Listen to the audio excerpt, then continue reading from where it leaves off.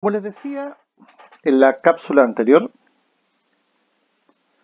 vamos a dar inicio al estudio de la ineficacia de los actos y contratos.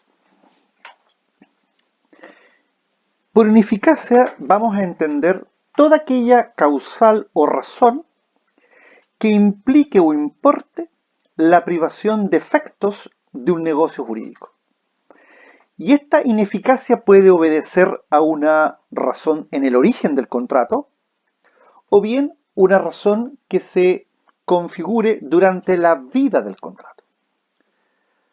Las causales de ineficacia que surgen durante la vida del contrato son las llamadas ineficacias sobrevinientes, que pueden ser por acuerdo de las partes o por voluntad unilateral, como grupo número 1, o bien por las causales legales. Les señalé que ustedes durante su carrera van a estudiar cada una de estas causales de ineficacia sobrevinientes. Con todo, lo que va a ser objeto de nuestro estudio en esta asignatura es la ineficacia de origen. Y en este punto es importante tener presente que aquí hay dos sanciones de ineficacia, ambas perfectamente delimitadas la una de la otra, ambas con una configuración también precisa y determinada, pero que cuando queremos llevarlas al plano del derecho positivo, al plano del derecho objetivo, al plano del Código Civil, es donde surge la cuestión. Y no son otra cosa que la inexistencia jurídica y la nulidad de los actos y contratos. Insisto, inexistencia jurídica y nulidad de los actos y contratos. Bien, cuando nosotros estudiábamos las condiciones de existencia y de validez, decíamos lo siguiente: las condiciones de existencia de los actos jurídicos son aquellas necesarias, indispensables para que el acto jurídico nazca a la vida del derecho. En cambio, las condiciones de validez son aquellas necesarias o indispensables para que el acto jurídico que ha nacido a la vida del derecho produzca todos los efectos que le son propios. Por lo tanto, esta distinción doctrinaria entre requisitos de existencia y requisitos de validez permite entonces concluir que si falta un requisito de existencia, la sanción es la inexistencia jurídica. Y si falta un requisito de validez, la sanción es la nulidad. En consecuencia, si falta la voluntad, si falta el objeto, si falta la causa o si falta la solemnidad en los casos en que la ley lo exige, ese acto o contrato se sanciona o castiga con inexistencia jurídica. Pero en cambio, si al acto o contrato le falta, o sea, si la voluntad está viciada por error, fuerza o dolo, el objeto es ilícito, la causa es ilícita o el autor o las partes son incapaces, ese acto jurídico puede ser declarado ineficaz vía nulidad.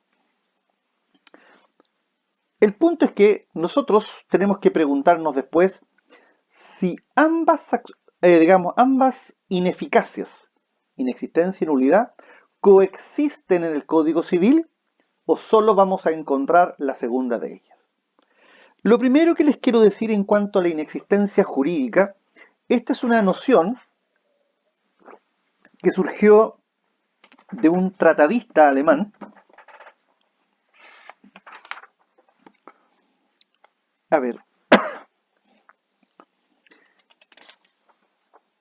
Les explico un poco. El autor, o más bien dicho, el padre de la doctrina de la inexistencia jurídica es un jurista alemán, como les dije, que se llama Carlos Salomón Zacarías, que era un profesor de la Universidad en Heidelberg, y que tuvo la virtud de traducir el código francés al alemán. Y escribió un curso de Derecho Civil francés. ¿Qué es lo que decía este profesor Zacarías? Dijo, mire, del derecho romano viene la siguiente premisa. No hay nulidad sin texto expreso. ¿Qué quiere decir esto? Que si la ley, o sea, solo la ley puede decir cuándo hay nulidad. Y si la ley dice, o sea, si la ley no dice que en tal o cual situación haya nulidad, derechamente no hay nulidad. O sea, para que haya nulidad, tiene que haber un texto que expresamente castigue, sancione a un acto o contrato con nulidad. Eso quiere decir esta idea de que no hay nulidad sin texto. Bueno, resulta que en el derecho se dice lo siguiente. El matrimonio es un acto tradicionalmente celebrado entre un hombre y una mujer. Hoy en día esto ha evolucionado y hay sociedades en las cuales se acepta el matrimonio de personas del mismo sexo. Pero eso es algo nuevo. En el pasado, y me refiero yo siglo XIX, gran parte del siglo XX, el matrimonio estaba reservado para personas de diferentes sexos. Y las leyes de matrimonio civil sancionaban con nulidad los matrimonios que no se celebraban, más bien dicho, ante oficiales de registro civil, o sea, ante un representante del Estado. O bien cuando no se celebraban ante el número de testigos que las respectivas leyes exigían. Entonces, como se decía, no hay nulidad sin texto. Resulta que en aquella época comenzó la preocupación o el planteamiento del problema, bueno, ¿y qué pasa si dos hombres se casan o dos mujeres se casan? Y examinaban la ley de matrimonio civil y en parte alguna de las leyes de matrimonio civil se encontraba como castigo, como sanción, la nulidad del matrimonio a personas del mismo sexo. Ahora, y como vamos a entender que no hay nulidad sin texto, surgía la pregunta, bueno, ¿y qué pasa cuando las personas que se casan son dos hombres o dos mujeres o se casan ante una persona distinta de un oficial civil? Como no estaban establecidas esas hipótesis como causales de nulidad, la única conclusión posible era decir, mire, ahí hay una inexistencia jurídica, porque no podíamos asumir darle validez a un matrimonio de dos hombres o dos mujeres o un matrimonio ante un funcionario del Estado que no sea el oficial de registro civil. Y a partir entonces del matrimonio es que surge la idea de que es posible sostener hipótesis de inexistencia jurídica. Y este razonamiento es el que posteriormente pasa al derecho patrimonial. Por lo tanto, esta problemática viene del derecho romano, claramente viene del derecho romano. Entonces, el axioma es que, insisto, no hay nulidad sin texto. Entonces, un matrimonio entre parientes, la ley lo castiga con nulidad. Un matrimonio con error, nulidad. Un matrimonio en que ha habido fuerza, nulidad. Pero ¿qué pasa si se casaban dos hombres o dos mujeres? No estaba dentro del listado de hipótesis de nulidad. Por lo tanto, resultaba del todo absurdo asumir la validez de ese negocio jurídico. La única forma de entender esa situación es a través de la teoría de la inexistencia jurídica. ¿Qué diferencias hay entre un acto jurídico inexistente y un acto jurídico que adolece de nulidad? Primero, la inexistencia jurídica se refiere a los actos carentes de un requisito de existencia: voluntad, objeto, causa, solemnidades cuando la ley lo exige. En cambio, la nulidad se refiere a los actos que no reúnen algunos de los requisitos de validez: voluntad sin vicios, causa lícita, objeto lícito, capacidad de autor parte. 2. El acto inexistente, por no llegar siquiera a formarse o constituirse, no da derecho a ningún efecto que sea necesario destruir mediante la adecuada acción. En cambio, se dice que cuando el acto adolece de un vicio de nulidad, éste nace a la vida del derecho, produce o despliega todos sus efectos y la única forma de dejarlo sin efecto es a través de la declaración judicial de nulidad, por cuanto en tanto ella no medie, el acto de ser tenido como válido. 3. Para que un acto sea considerado, estimado como inexistente, no se requiere de ningún pronunciamiento judicial que así lo declare. O sea, en el fondo, la inexistencia es una ineficacia que opera de pleno derecho, ipso iure, de inmediato.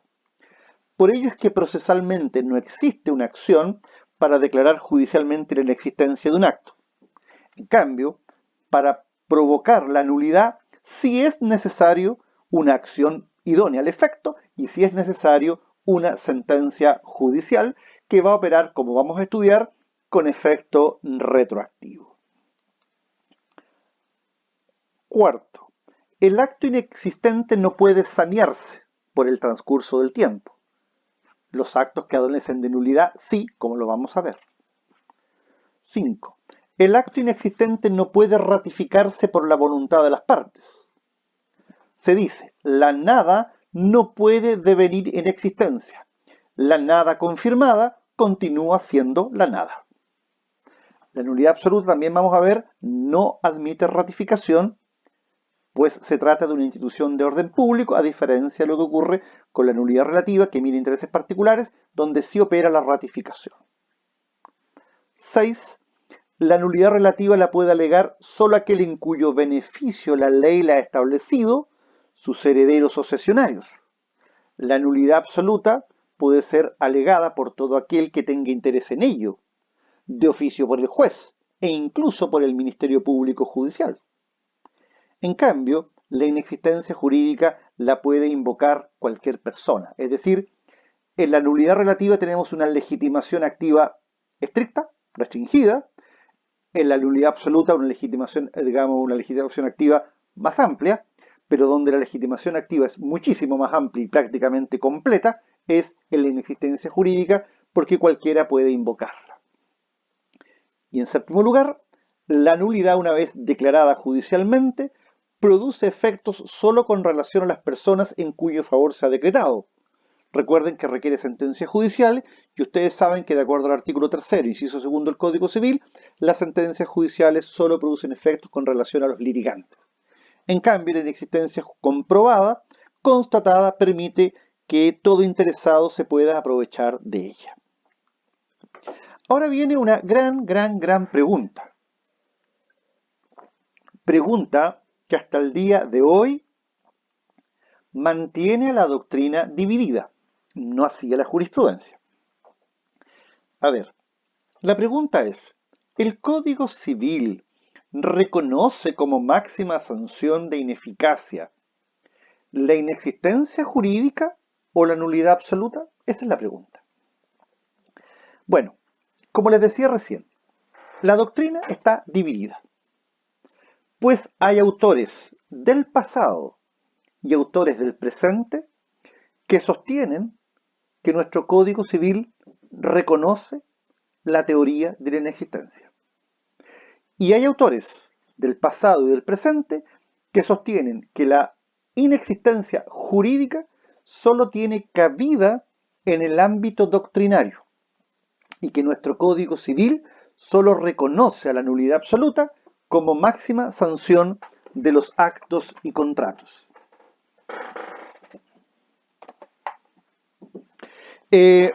A ver, en cambio, la jurisprudencia de nuestros tribunales mayoritariamente, abrumadoramente en forma mayoritaria, es de la opinión y es del parecer que en nuestro país la máxima sanción es la nulidad. Es decir, los tribunales lo tienen claro. ellos no entran en esta discusión. Para nuestros tribunales, la sanción máxima es la nulidad absoluta. Y la nulidad absoluta comprende la omisión de los requisitos de existencia y la omisión de los requisitos de validez. Es decir, cualquier problema asociado a un vicio en el origen, vinculado a la falta de una condición de existencia o a la falta de una condición de validez, nuestro derecho la sanciona, la castiga con nulidad absoluta. Es la doctrina la que discurre en esta idea de que cuál es la sanción máxima, si la inexistencia jurídica o si es la nulidad. Eso lo vamos a ver en nuestra próxima reunión. Muchas gracias.